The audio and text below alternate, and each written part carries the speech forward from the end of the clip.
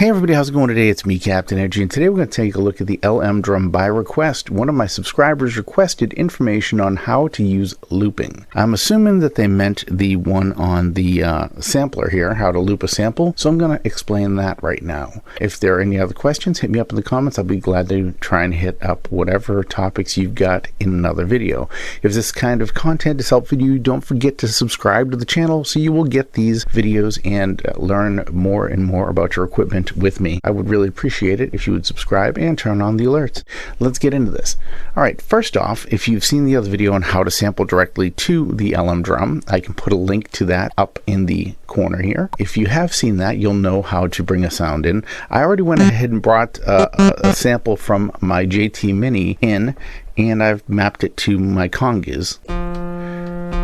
Now there's the sound. What we're going to do is we're going to take this sound and turn it into something like this with a nice tail and explain how to do that. All right, first let's get in here. I'm gonna hit the one that I want to edit. What we need to look at here in order to loop this sound, first of all, is because this will come to an end. If it's a short sample, it would just drop off. So what we want to do is we want to turn on looping. To do that, we go right over here and using the arrow keys, go to where it says play, and we turn the knob to the left, and you will get forward L or reverse L. Forward L is what I'm using. That's a forward loop or a reverse loop, whichever you prefer. If you want a reverse loop, that starts at the back and loops to the beginning. I'm just going to go with forward because that's the way the sound was actually recorded. Doesn't really sound much different yet. That's all right. Now I'm going to turn this down just a smidge here while we do this next part. Now what we need to do is pick a length for this, all right? So we're going to find, actually, well, we should do start first.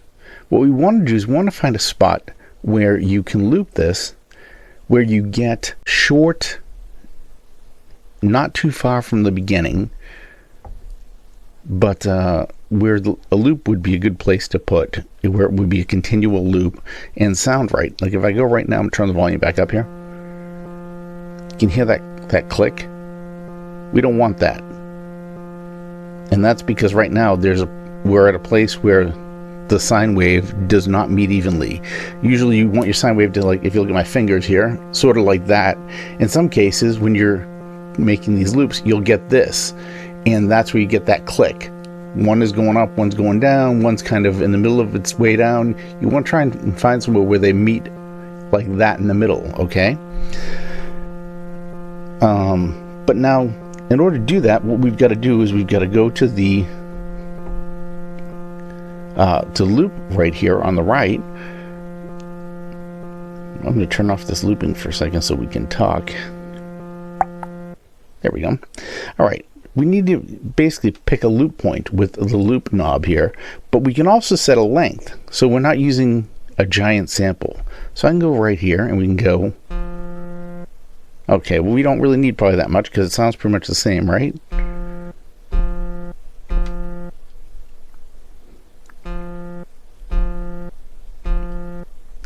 Pretty good right there. I think we can find a nice spot in there somewhere. And now let's go over here, and we picked a start point for the loop already. Now let's go over and find an end point for the loop. Okay, and this is it's a feeling more than it is anything else. I'm going to turn the looping back on because we need it to find what we're looking for here. So I went up to this little play mode, turned it to play forward loop. And now you hear that little dip there. What we want to do now is go to where the loop point is here, right here. And we're going to use this knob to try and find a smoother transition.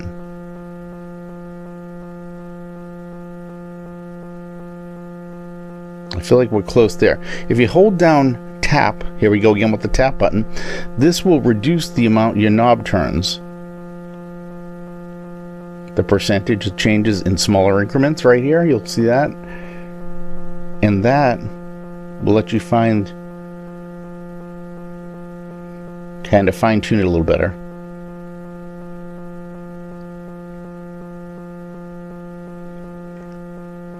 We go back to start and move this a little.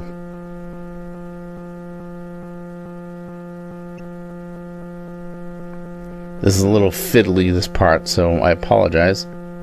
This is just the way it works. We'll give it a little more length and see if we can find a better spot.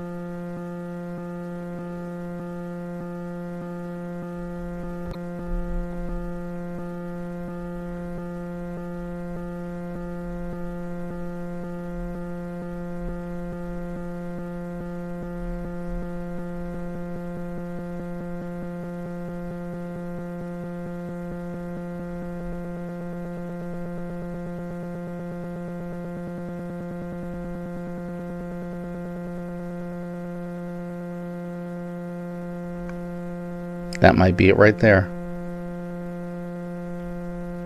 That's probably as clean as I'm going to get. Alright, so now that we've got this looping, that's great. It loops, but it plays forever. And that's kind of annoying, right? So next what we're going to do is we're going to use the, go back to play again, right here. And we're going to hold down the tap button. And now we're going to turn this knob, the data knob, and we're going to reduce, give it kind of a tail, because this adjusts the length of the tail. Okay, let's try this again. We'll go a little lower. I want something more like,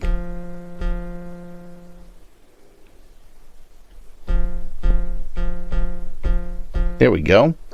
Now if I press tab and pad, we'll be in keyboard mode.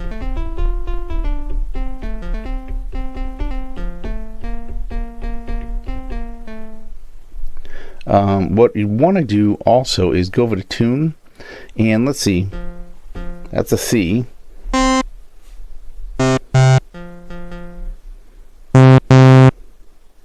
feel like this is a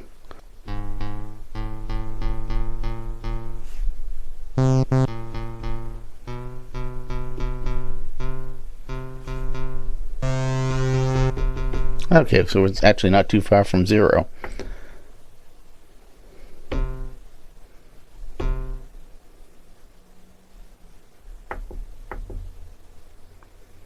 Alright, and here we're looking at, if I push down, we have the inside here to, we're inside the sample looking at it here to see what's going on.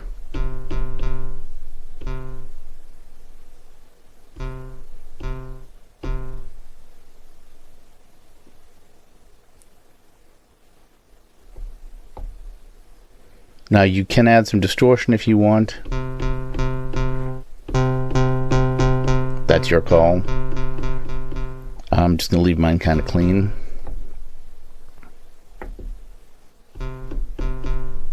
Alright. Got in the menu by pressing down on the data wheel, by the way. Alright. Alright, and that's pretty much it. That's how looping works.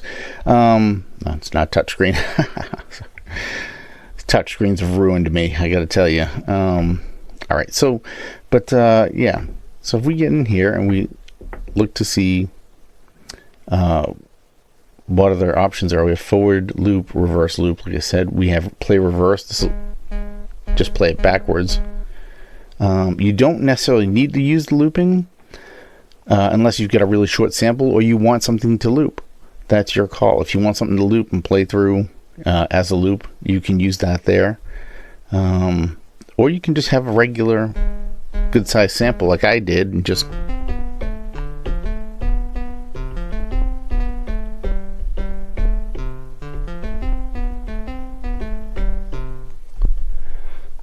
just use regular play. But yeah, that's pretty much it. I hope that helps you out. Let me know if it did in the comments, and I will see you in the next video. Have an awesome day. Bye for now.